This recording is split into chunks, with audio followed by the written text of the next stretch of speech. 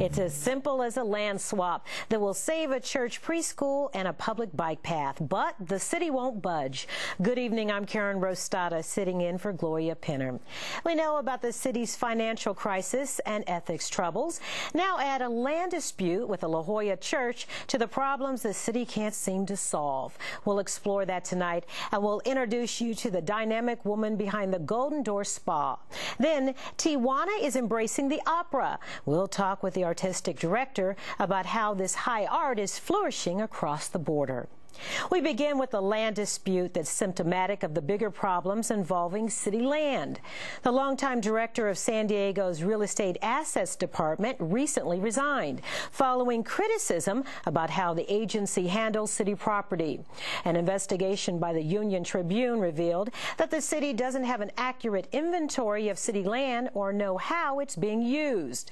And that brings us to our next story, about how a longtime battle involving a sandbox and a bike path.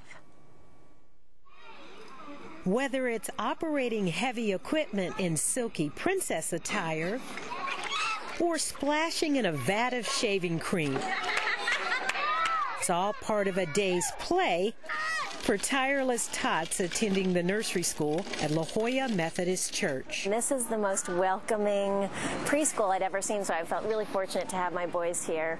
Ready? Lisa Bonebrake's boys have a great time at the preschool, and like the other kids, are unaware of the adult battle that's taking place behind the scenes. For 8 years, this church and preschool and the city of San Diego have been locked in a land swap dispute. Part of the church's property, including this parking lot and sandbox, is owned by the city. And what's become a public bike path is owned by the church. It is as simple as a land swap, and the issue here is the church owns parcels that the city needs, the city owns parcels the church needs. Don Rushing is a church member and church attorney who's been working on this issue for years. In 1959, the city decided that they were going to extend Fay Avenue from Nautilus to La Jolla Boulevard and essentially took the property from the church. As a part of that transaction, the city gave the church some land they owned along the old electric railroad right-of-way that runs behind the church, and the church gave the city property for use as a street or a park along this Fay Avenue extension. Rushing says that because the city never followed through on the street extension, the church continued using the land. Today, the church wants to expand and renovate the property, and over the years has raised more than $100,000 for improvements, like upgrading the playground. There are so many new surfaces now that have come out for kids that are so safe. We can't put any new surfaces in underneath the play structures where they could fall and that sort of thing. The sort of material standing on now under our monkey bars, that's very safe. We'd like to put it in other areas, but we can't because we don't actually own that property, and we don't have the permitting to do it. That's because, according to Rushing, the city has refused to make the land swap, contending its property could be worth a lot more if it was valued as real estate property. The sticking point always was that the church said, we've got this promise from you to use it only for street or park purposes, and that's the way it ought to be valued. And the city attorney's office and the real estate assets department always took the position that that promise was unenforceable, and that we had to value their property as having rights that the city didn't own. And that, of course, increased the value of the city's parcels as compared to the church's parcels. Ultimately, in May of 2004, the city was given a demand letter by the church that said, you must obey your promise, you must follow your promise, or we're going to have to litigate with you over this. We're going to have to take you to court. The church did and won. In April of 2005, a judge ruled that the original deed of trust between the city and church was still valid, and that the city's land must be appraised only for street or park purposes. While the City Real Estate Asset Office refused to comment on the story, City Attorney Micah Geary says his office is looking beyond the church issue. And what's happened over the years in all of these projects is that the city has repeatedly failed to insist that a market rate, not one that violates any court order, but a market rate in fact be paid. And there's a lot of worthy causes. This is another worthy cause. But the problem is the sum total of that is that we now have a city budget that is hundreds and hundreds of millions of dollars in the red. And so, whereas this particular situation, it sounds to me like we should be able to try to work something out, and we're in the process of doing that. To date, the church has spent nearly $200,000 fighting the city. Those two have always been the holdup. We think that the city attorney has been giving us very conservative advice. We actually made the church file a lawsuit against us to prove that the deed restriction that they had was valid. They proved it, and we still can't get the real estate department and the city attorney to sit down and say, okay, well, now we understand more about the values. Let's do the appraisal and make the trade. City Council member Scott Peters says he's had no luck in convincing the city attorney's office and real estate asset office to make the deal. I just want to say this has become a joke in La Jolla. Next, what happens is that we reappraise the properties with that covenant's enforceability, and we try to arrange a swap with the city with an appropriate valuation, a fair valuation, where each side is exchanging equal value.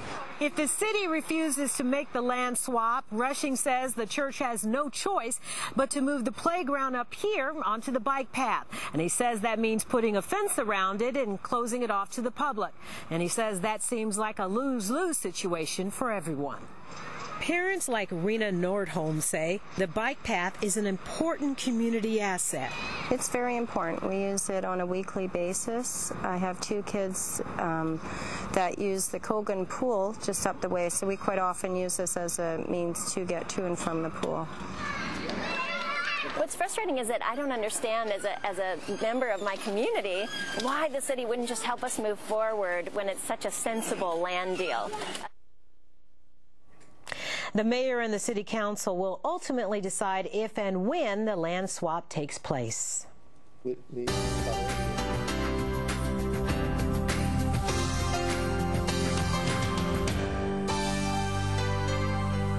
We continue our special Envision series looking at San Diego leaders and leadership.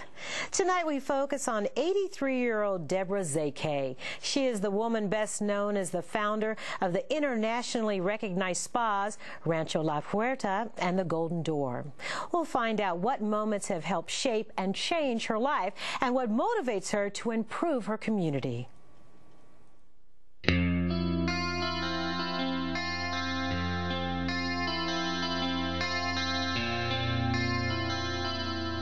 Rancho La Puerta was founded in 1940.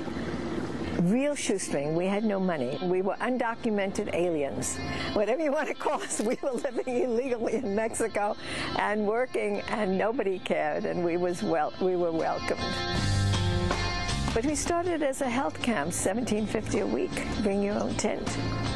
And it's hard to imagine now there are 3,000 acres and 80 beautiful colonial-style buildings, and the ranch, according to my guests, is heaven on earth.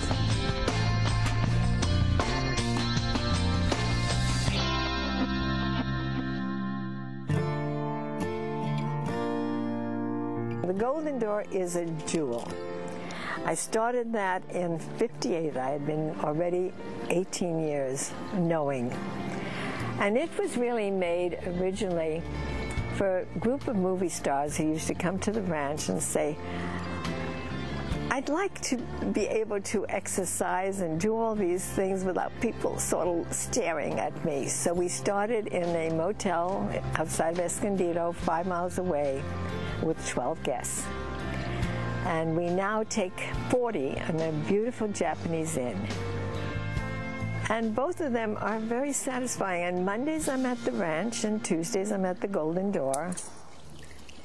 And I've always had a real thing, and I talk to my guests at Rancho La Puerta and the Golden Door all the time, that, you know, not only that life is an adventure, but every day you've either performed life-enhancing acts or life-diminishing acts.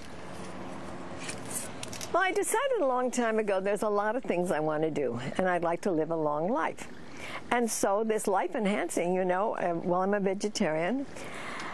And I really, fitness is not an option. I do Pilates twice and sometimes 3 times a week. I have a treadmill, and if I'm not walking, I use it. I mean, I'm really conscious. I'd like to stay healthy, and I like this machinery, and I need to take care of it.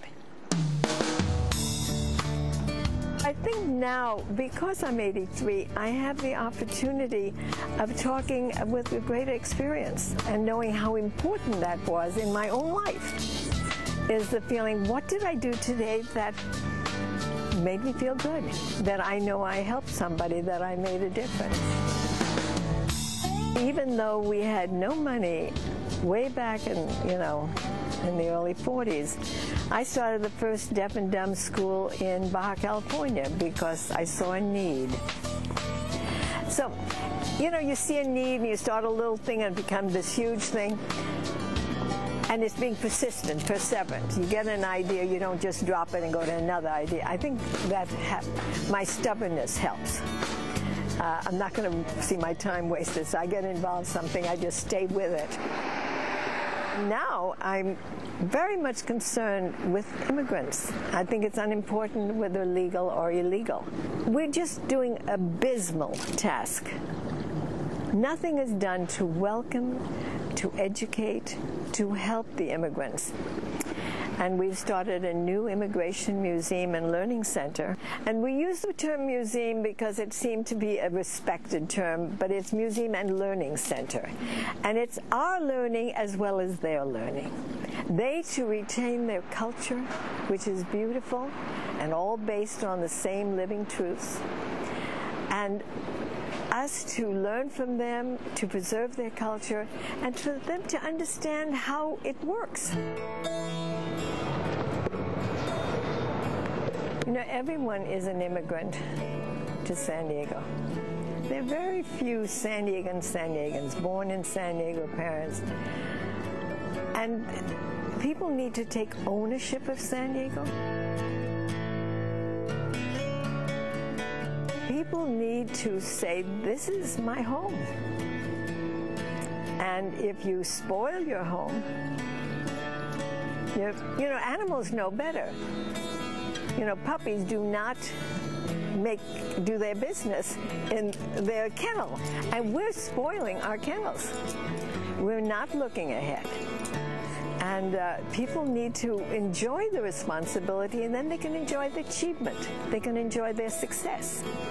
If they don't take responsibility, they lose a lot of pleasure. I quote a lot when I lecture Jean-Paul Sartre,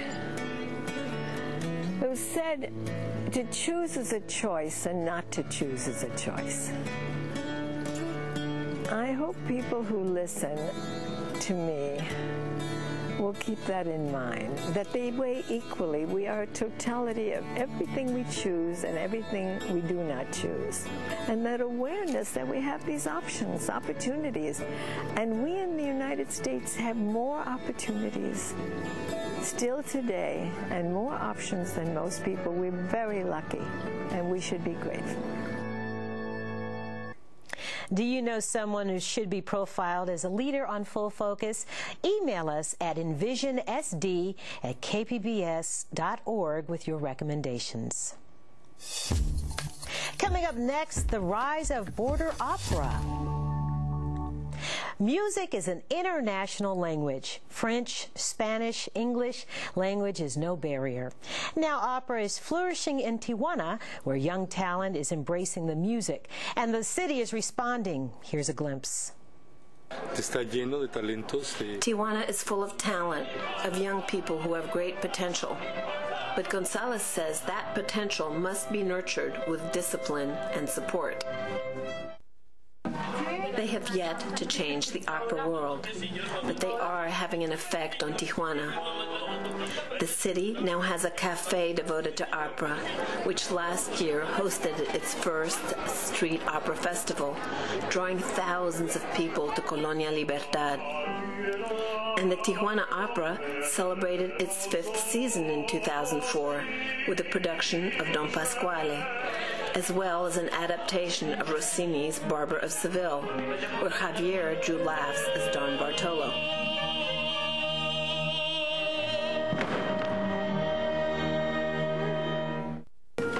But some of the best action took place backstage when director Jose Medina turned into a mother hen as he encouraged and worried over his young performers. The son of a Tijuana band leader, he is a seasoned tenor, now passing on his knowledge to this new generation. Tijuana has a hunger for culture and education and music and art. And Jose Medina joins me now in studio. Welcome. Thank you for having me here. We saw you there at the end. You know, Jose, some people know Tijuana for bargain shopping and for margaritas, but of course art and culture is part of the town. Tell me, what kinds of audiences and public support is the opera attracting? Well, every kind of audience. That's what I intended to tell the people in Tijuana. Hey, come and try this and absorb this. You'll like it. And so far they're liking it. And how do you get people to like it? What are you doing to get the word out about the Tijuana Opera?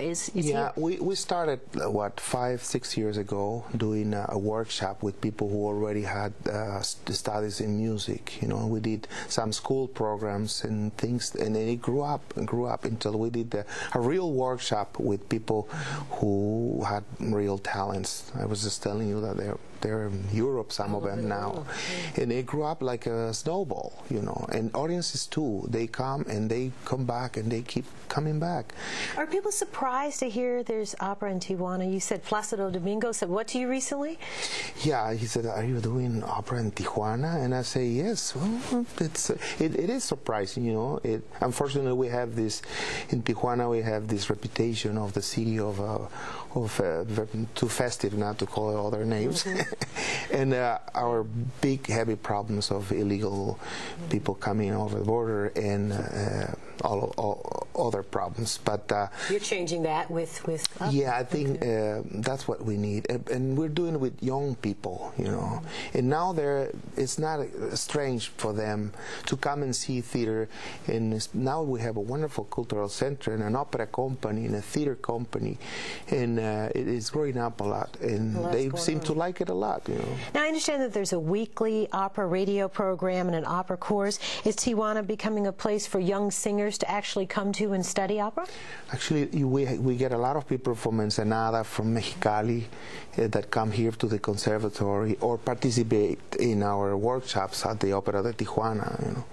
So it is growing up in a very positive way. You talked about your students as you were watching that video. You said, you know, those are my students, and they're all over the country and they're all over the world traveling. Yeah, You've had promising young singers who have been launched from Tijuana, and tell us where they are now. Well, we have 2 people that used to belong to the workshop and did a lot of work with us at the Cultural Center with Opera de Tijuana, and they're in Italy right now studying, and they're already debuting in theaters. So we have a couple more in New York at the Jolla School of Music. One very important one, which is in Mexico City, performing. And they're very young, and they're doing their careers. I feel so proud to say that, you know. You talk about these young people all over the world. As a tenor, you studied, in Italy and all over the world, and it's been part of your life since you were a young person. Tell me about that, how opera. I was very lucky to... I was born into a musical family. I was just telling you, my father is a band leader. He's a fabulous musician. Still today, and he works where? Oh, yeah. He leads a big band, and then he's the leader of the bullfight band. That's why he's famous lately. And I learned a lot from him. I'm lucky because he had good music all the time. My mother has the voice, and he has the the technique and the discipline. So you grew up hearing music in the house all around you, but was it opera music? Because it's very different. You talk about big band and yeah, all kinds of music. I used to hear big band, jazz, Mario del Monaco, or other singers, you know. So I always had that little something that I wanted to sing. Yeah. Even though I play the piano, he taught me the piano. And so now you're doing both. In 6 years, Tijuana has gone from no opera to a local company staging full-scale productions. How did the opera scene get started, and how were you involved in that? Well, as I said, the workshops were the beginning. I started doing recitals along with other people that are important in our company. Miss Teresa Rique, which now is the general director of our company. Armando Pesqueira, fabulous conductor that now he's doing a career, and other people involved too. So we started doing recitals, concerts, then we invited some instrumentalists to accompany our singers, then scenes with costumes and makeup, and that seemed to it evolved. Really, yeah, it evolved. When did you know and say this could be a full-blown company? The first time we did scenes from operas sponsored too by San Diego Opera. They actually gave us the sets to do them. And you knew that it could be a company. The cultural center was full of people. I mean, 1,100 people there just enjoying it. I did two big scenes, one from Elixir of Love and the other one from Bohème. One is buffo comedy, and the other one is, it's a love story. The range of opera there. Yeah. And this weekend you're wrapping up a full-scale production. Tell us about that. Oh, we're so very proud to present our first French production in Tijuana, and it's Romeo and Juliet by Charles Gounod. It's a beautiful production. I invite everyone to come because we have a big cast of international people who are doing careers all over the place. It's beautiful production. Yeah. You mentioned support from San Diego Opera here and also the Old Globe. Tell us how companies here on this side of the border help you. We're doing a binational production here. Sets are from Sacramento Opera. And the Old Globe Theater was very kind to lend us the Romeo and Juliet costumes. And we also have 4 principal singers from the United States, which I'm so very proud to say because they're all friends of ours, people who work and support us all the way. And we have a Mexican cast of people who is doing careers in Vienna and all the places. They're willing to come to Tijuana. What about the financial support that you need to keep an opera company going? This year we got an important grant from the government, but it cost us a lot to get to that point. But we have fabulous sponsors in Tijuana. What do you mean it cost you a lot to get to that point? A lot of work and convincing people that... demonstrate that it's really working. So many people would ask themselves, but we are seeing it, that up there they don't, but they do now, and we're happy to have that because this is, as you know, a very complex manifestation of art. It has costumes, sets, makeup, choruses, orchestra, soloists. It is a beautiful. It's so wonderful to see it on stage, but it costs.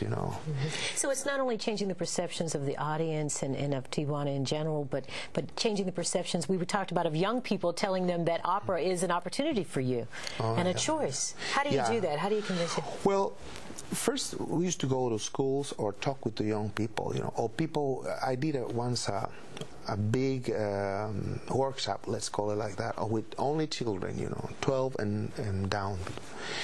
And they started to listen to concerts and quartets and symphony and the opera, and they can combine their own taste, the modern taste. They can listen to rock and roll or whatever. But my intention to show them this is to have that choice. And if we make that ours, it's theirs too. So let's talk about what's on tap and what about this weekend? What can we expect? Oh, it's a wonderful production. I'm so happy to say because the tenor Hector Sandoval is somebody who's already living in Europe, in Vienna. He's from Mexico City, and he's a big figure there in Europe right now.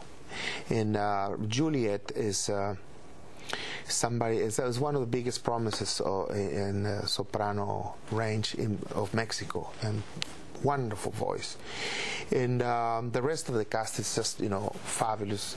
There are 4 Americans: Walter Dumel, big bass from New York, Joe Picota, who lives here in San Diego. Names that we can recognize. Yeah, and the San Diego Opera can know who they are because they're people who collaborate with us. John Paul Haim is a fabulous actor and singer. Well, thank you so much, Jose Medina. We're out of time, and we look forward to hearing more about the Tijuana Opera. Thank you so much for the invitation. I enjoyed it a lot. And the Tijuana Opera will present Romeo and Juliet Friday at 8 p.m. and Sunday at 5 p.m. Performances will be held at the Tijuana Cultural Center, located about a mile south of the San Ysidro border crossing. And that's all for this edition of Full Focus. To learn more about tonight's stories, visit our website at kpbs.org. And we invite you to share your thoughts with us by writing to us at the address on the screen.